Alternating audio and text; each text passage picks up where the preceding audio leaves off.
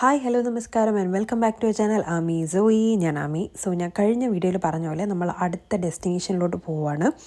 അപ്പോൾ നമ്മളിപ്പം ധനങ്കിൽ നിന്നും അടുത്ത വിയറ്റ്നാമിൽ തന്നെ ഒരു സ്ഥലമായ ഹനോയിലോട്ടാണ് പോകുന്നത്. ഫ്ലൈറ്റിലാണ് പോകുന്നത്, വിയറ്റ് ജെറ്റിലാണ്.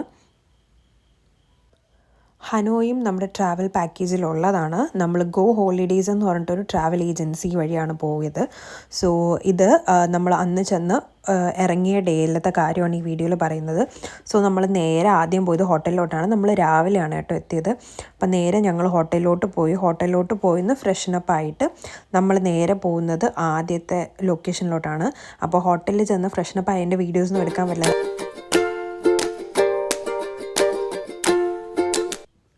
നമ്മുടെ ഹനോയിലെ ആദ്യത്തെ ലൊക്കേഷൻ എന്ന് പറയുന്നത് ട്രെയിൻ സ്ട്രീറ്റാണ്. നമ്മൾ ആദ്യം നേരെ ട്രെയിൻ സ്ട്രീറ്റിലോട്ടാണ് പോയത്. എന്താ പറയുക, യുണീക്കായിട്ടുള്ളൊരു കാര്യമാണ്. നമ്മളിവിടെ എങ്ങും നമ്മുടെ നാട്ടിലെങ്ങും കാണാത്ത രീതിയിൽ ഷോപ്സിൻ്റെയൊക്കെ ഇടയിൽ കൂടെ, അതായത് മാർക്കറ്റിൻ്റെ ഇടയിൽ കൂടെയാണ് ട്രെയിൻ പോകുന്നത്. അപ്പോൾ നമ്മൾ ആദ്യം പോയപ്പോഴത്തേക്കും ട്രെയിൻ വരുന്ന ടൈം അല്ലായിരുന്നു അത്. ഞങ്ങളുടെ ഗൈഡിൻ്റെ അടുത്ത് പറഞ്ഞു, ട്രെയിൻ വരുന്ന ടൈമിൽ നമ്മളിവിടെ കൊണ്ടുവന്നാൽ മതി, നമുക്ക് വേണമെങ്കിൽ അടുത്ത ലൊക്കേഷനിലോട്ട് പോകാമെന്ന് പറഞ്ഞു. അതേപോലെ തന്നെ അയാൾ ചെയ്യുകയും ചെയ്തു. നമ്മൾ അടുത്ത ലൊക്കേഷനിലോട്ട് പോയി. ഇത് വന്നിട്ട് പഗോഡയാണ്. അവിടെ കുറച്ച് നേരം ടൈം സ്പെൻഡ് ചെയ്തതിന് ശേഷം അതിൻ്റെ അടുത്തൊരു ലേക്ക് ഉണ്ടായിരുന്നു. ആ ലേക്കിലും കുറച്ച് നേരം നിന്നിട്ട് നമ്മൾ നേരെ അടുത്തത് ട്രെയിൻ സ്ട്രീറ്റിലോട്ടാണ് പോയത്. കാരണം ഓൾമോസ്റ്റ് ടൈം ആയിരുന്നു വരാനായിട്ട്. പിന്നെ ഭയങ്കര വെയിലായിരുന്നു കേട്ടോ.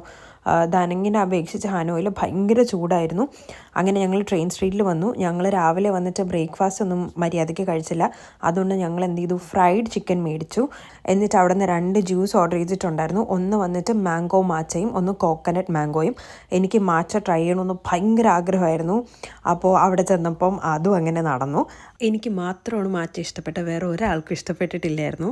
അത് കഴിഞ്ഞിട്ട് ഞങ്ങൾ തിരിച്ച് വീണ്ടും ഞങ്ങൾ റൂമിൽ പോയിട്ട് വീണ്ടും കുറച്ച് നേരം ഒന്ന് റെസ്റ്റൊക്കെ എടുത്തിട്ട് വൈകുന്നേരമാണ് ഞങ്ങൾ അടുത്ത സ്ഥലത്തോട്ട് പോയത്. അത് വന്നിട്ട് വാട്ടർ പപ്പറ്റ് ഷോ കാണാനായിരുന്നു.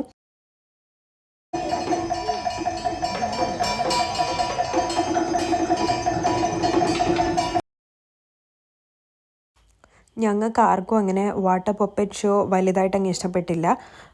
മെയിൻ എനിക്ക് തോന്നുന്നു ലാംഗ്വേജ് കമ്മ്യൂണിക്കേഷൻ ആയിരിക്കും. കാരണം അവർ കമ്മ്യൂണിക്കേറ്റ് ചെയ്യുന്നതും കഥ പറയുന്നത്, സ്റ്റോറി പറയുന്നതാണ്, ഇവരുടെ പണ്ട് കാലത്തെ കഥകളാണ് ഈ കാണിക്കുന്നത്.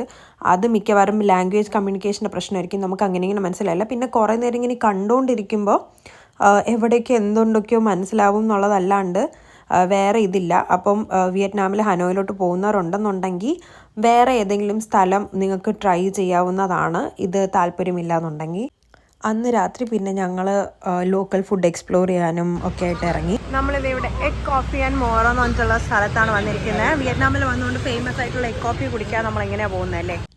അങ്ങനെ അവസാനം എഗ് കോഫി വന്നു. ഞാനും ആസഫേട്ടനോട് ആക്ച്വലി എഗ് കോഫി ട്രൈ ചെയ്യണം എന്നൊക്കെ പറഞ്ഞിട്ട് പോയത്. ഞങ്ങൾക്ക് 2 പേർക്കും അത് ഇഷ്ടപ്പെട്ടില്ല. ഞങ്ങൾക്ക് 2 പേർക്കും എന്നല്ല, ഞങ്ങൾക്ക് 4 പേർക്കും അങ്ങനെ അങ്ങ് ഇഷ്ടപ്പെട്ടില്ല. കാർത്തിയേട്ടൻ ഇച്ചിരി കുടിച്ചിട്ട് കൊള്ളാമെന്ന് പറഞ്ഞെങ്കിലും പിന്നെ കുടിച്ചില്ല. മുട്ടയുടെ വല്ലാത്തൊരു സ്മെല്ലും ഈ പച്ച മുട്ടയുടെ ഒരു ടേസ്റ്റ്, അങ്ങനത്തെ ഒരു സംഭവമായിരുന്നു. എനിക്കെന്തായാലും തീരെ ഇഷ്ടപ്പെട്ടിട്ടില്ല. പിന്നെ സാധനം എന്താണെന്നറിയാം, ഒന്ന് ട്രൈ ചെയ്ത് നോക്കാം. പിന്നെ അത് കഴിഞ്ഞിട്ട് ഞാൻ ട്രൈ ചെയ്തത് ഫൂ ആണ്. വിയറ്റ്നാമിൽ പോകുമ്പോഴത്തേനും ഫൂൺ ട്രൈ ചെയ്യണമെന്ന് ഭയങ്കര ആഗ്രഹമായിരുന്നു. അങ്ങനെ ഫൂ ട്രൈ ചെയ്തു. ഫൂ എനിക്ക് വലിയ കുഴപ്പമായിട്ട് തോന്നിയില്ല, എനിക്കിഷ്ടപ്പെട്ടു. അടുത്ത ദിവസം ഏർലി മോർണിംഗ് ആണ് നമ്മൾ ബ്രേക്ക്ഫാസ്റ്റ് ഹോട്ടലിൽ നിന്നായിരുന്നു. ഇവിടെയും ധനങ്കിലെ പോലെ തന്നെ, ധനങ്ങിൻ്റെ അത്രയും ഫുഡ് ഇവിടെ ഇല്ലായിരുന്നു, പക്ഷേ ഒരുപാട് വെറൈറ്റി ഫുഡ്സ് ഉണ്ടായിരുന്നു.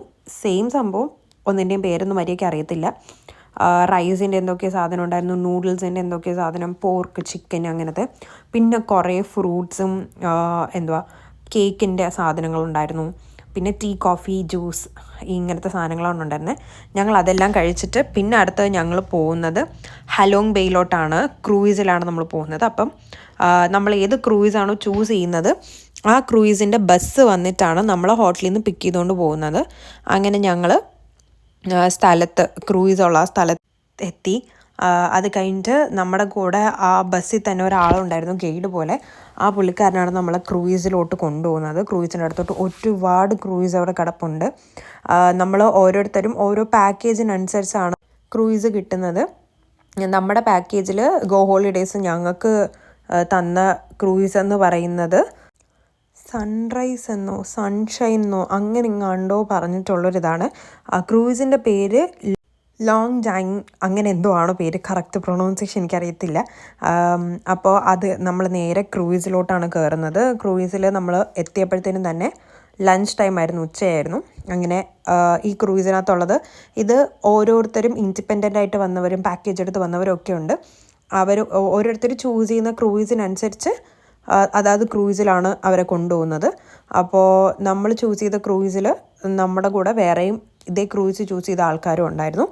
അങ്ങനെ ഞങ്ങൾ അവിടെ ഇരുന്നപ്പോൾ ഞങ്ങൾക്ക് അന്നത്തെ പ്ലാൻ മൊത്തം പറഞ്ഞു തരുവാണ്, നമ്മൾ എങ്ങോട്ടൊക്കെയാണ് പോണേ, എവിടേക്കാണ് പോണേ എന്നുള്ള കാര്യങ്ങളും ടൈമും ഒക്കെ.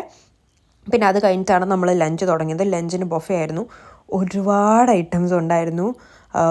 സീ ഫുഡായിരുന്നു കൂടുതൽ, ഓയിസ്റ്റർ, പിന്നെ നമ്മുടെ ചിപ്പിയില്ലേ, ചിപ്പിയാണോ കക്കയാണോ എന്നറിയത്തില്ല അത്, പിന്നെ എന്തുവാ ഫിഷ് റോൾസ്, ഇങ്ങനെ ഒരുപാട് ഐറ്റംസ് ഉണ്ടായിരുന്നു. പിന്നെ ഫ്രൂട്ട്സ് ഉണ്ടായിരുന്നു, ബെവറേജസ് ഉണ്ടായിരുന്നു. അങ്ങനെ ഞങ്ങളുടെ പ്ലേറ്റ്സ് ഒക്കെ എടുത്തു, ഞങ്ങളും ഫുഡ് എടുത്ത് കഴിക്കാൻ തുടങ്ങി. അവിടെ സൂഷിയൊക്കെ ഉണ്ടായിരുന്നു കേട്ടോ, വെജ് സൂഷിയൊക്കെ ഉണ്ടായിരുന്നു. ആദ്യമായിട്ടാണ് ഞാൻ സൂഷി ഓയിസ്റ്ററൊക്കെ ട്രൈ ചെയ്യുന്നത്. പിന്നെ അവിടുത്തെ വ്യൂ അടിപൊളിയായിരുന്നു. അപ്പോൾ ആ വ്യൂവും കണ്ട് ഫുഡ് കഴിക്കാൻ നല്ല എക്സ്പീരിയൻസ് ആയിരുന്നു, നല്ല രസമായിരുന്നു. പിന്നെ അത് കഴിഞ്ഞിട്ട് നമ്മൾ ആദ്യത്തെ സ്ഥലത്തോട്ട് ഇറങ്ങി. ഇത് വന്നിട്ട് സീക്രട്ട് കേവ് എന്നാണ് ഇതിൻ്റെ പേര്. ഇതൊരു വലിയൊരു മലയാണ് കേട്ടോ, ഗുഹയ്ക്കകത്തൂടെയൊക്കെ കുറേ നടക്കാനൊക്കെ ഉണ്ട്. അപ്പോൾ അതിലോട്ടാണ് നമ്മൾ ആദ്യം പോകുന്നത്.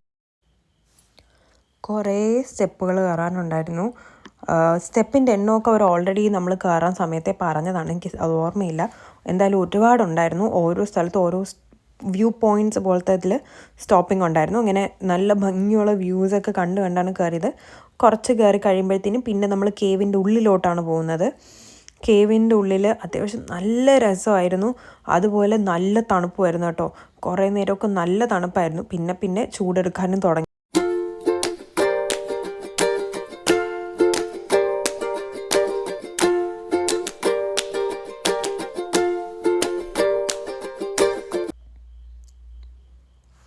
ഇങ്ങോട്ടൊക്കെ വന്നപ്പോൾ ഒരു AC ഇട്ട ഫീലായിരുന്നു കേട്ടോ, ഭയങ്കര തണുപ്പായിരുന്നു, നല്ല സുഖമായിരുന്നു കേട്ടോ. നമ്മൾ ആ സ്റ്റെപ്പ് കയറി വന്ന് തളർന്ന് വന്നതിൻ്റെ ആ ഒരു ക്ഷീണം ഈ ഒരു ഏരിയയിലെത്തിയപ്പോൾ മാറി. പിന്നെ നല്ല ഇരുട്ടുമായിരുന്നു. നമ്മൾ ഇറങ്ങി വന്നതിന് ശേഷം പിന്നെ അവിടെ ഇവിടെയായിട്ട് ലൈറ്റ്സും കാര്യങ്ങളൊക്കെ വെച്ചിട്ടുണ്ട്. പിന്നെ നമുക്ക് ഇവിടെ നിന്ന് ഫോട്ടോ എടുത്ത് തരും കേട്ടോ. അത് സ്പോട്ടിൽ തന്നെ നമുക്ക് പ്രിൻ്റ് ചെയ്ത് ഫ്രെയിം ആക്കിയും തരും, കീ ചെയിൻ ആക്കിയും തരും. ഒരാളുടെ 2 ഫോട്ടോ, അതായത് ഇപ്പോൾ നമ്മൾ ഫാമിലി ആയിട്ടാണ് നിന്നെടുക്കുന്നതെങ്കിൽ 2 ഫോട്ടോ, സിംഗിൾ ആണെങ്കിലും 2 ഫോട്ടോ, അങ്ങനെ 2 ഫോട്ടോ വെച്ച് തരും. അത് നമുക്ക് കീ ചെയിൻ ആണെങ്കിൽ ഫ്രീ ആണ് കേട്ടോ. നിങ്ങളിവിടെ വരുവാണെന്നുണ്ടെങ്കിൽ ഉറപ്പായിട്ടും ഫോട്ടോ എടുക്കുക, എന്നിട്ട് അറ്റ്ലീസ്റ്റ് കീ ചെയിനെങ്കിലും മേടിക്കുക. ഫ്രെയിമിന് ക്യാഷ് കൊടുക്കണം, കീ ചെയിൻ ഫ്രീ ആണ്. അങ്ങനെ ഞങ്ങളും ഫോട്ടോ എടുത്തു, ഞങ്ങളും കീ ചെയിൻ മേടിച്ചു. അത് കഴിഞ്ഞിട്ട് ഞങ്ങൾ പിന്നെ കേവിൽ നിന്ന് തിരിച്ചിറങ്ങി. വേർത്തൊരു പരുവമായി, എന്തൊരു വേഗത. അങ്ങനെ നമ്മൾ തിരിച്ച് ക്രൂയിസിലോട്ട് എത്തിയിരിക്കുകയാണ്. വേർത്ത് കുളിച്ചൊരു പരുവമായി, ഞാൻ കാണിച്ചു തരാം ബാക്കിയുള്ള. നമ്മൾ കേവിൽ പോയിട്ട് തിരിച്ചു വരുമ്പോൾ നമുക്കൊരു ടവൽ തരും കേട്ടോ, നല്ല തണുത്ത ടവൽ തരും നമ്മുടെ മുഖവും ബോഡിയും ഒക്കെ തുടയ്ക്കാനായിട്ട്. എന്നിട്ട് അവരത് തിരിച്ചു കൊണ്ടുപോകും. നല്ല സുഖം കേട്ടോ, ഇത്രയും ചൂടിൽ അത് കിട്ടും.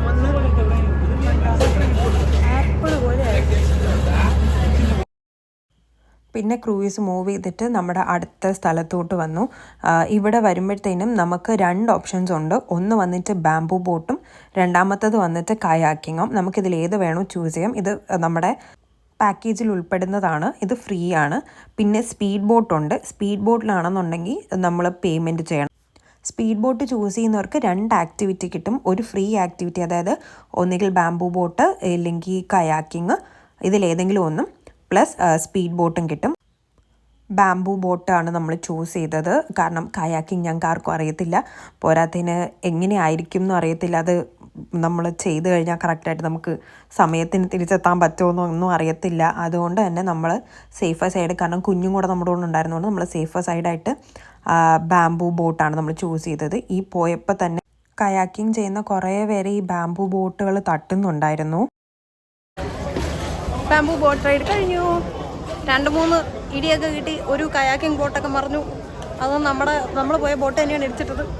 ഞാൻ നേരത്തെ പറഞ്ഞൊരു കാര്യമാണ്, ഞങ്ങൾ വിയറ്റ്നാമിലോട്ട് ഗോ ഹോളിഡേയ്സ് എന്ന് പറഞ്ഞിട്ടൊരു ട്രാവൽ ഏജൻസി വഴിയാണ് വന്നത്.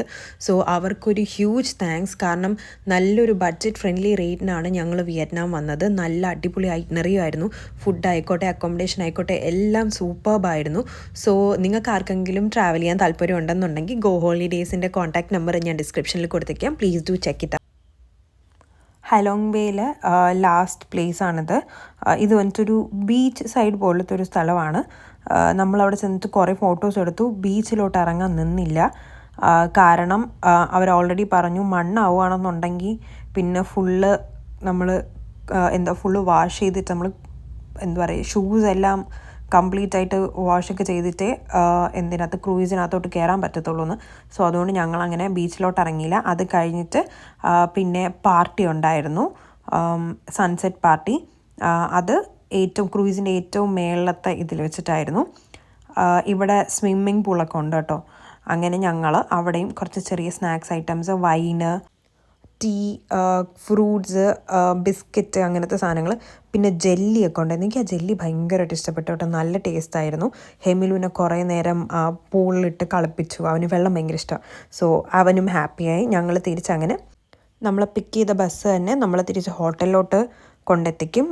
പക്ഷേ ഞങ്ങൾ ഓപ്റ്റ് ചെയ്തത് ഞങ്ങൾ ഒരു റെസ്റ്റോറൻറ്റ്, അതായത് ഞങ്ങൾ ഡിന്നർ കഴിക്കുന്ന റെസ്റ്റോറൻറ്റിൽ ഇറക്കാനായിരുന്നു. അങ്ങനെ അവരത് പറഞ്ഞതുപോലെ ചെയ്തു. സോ ഞങ്ങൾക്കിവിടെ ഡിന്നറിനുണ്ടായിരുന്നത് നാൻ, റൈസ്, ദാൽ കറി, വെജ് കറി, സാലഡ്, ചിക്കൻ കറി, പപ്പടം ഒക്കെ ആയിരുന്നു. Good morning. അപ്പോൾ ഇന്നത്തെ നമ്മുടെ ബ്രേക്ക്ഫാസ്റ്റ് ഇതൊക്കെയാണ്. ഇന്ന് പാൻ കേക്കൊക്കെ ഉണ്ടായിരുന്നു കേട്ടോ. അത് കഴിഞ്ഞിട്ട് ഞങ്ങൾ പോയത് ഇവിടുത്തെ മാർക്കറ്റിലേക്കാണ് കുറച്ച് ഷോപ്പിംഗ് ഒക്കെ ചെയ്യാനായിട്ട്.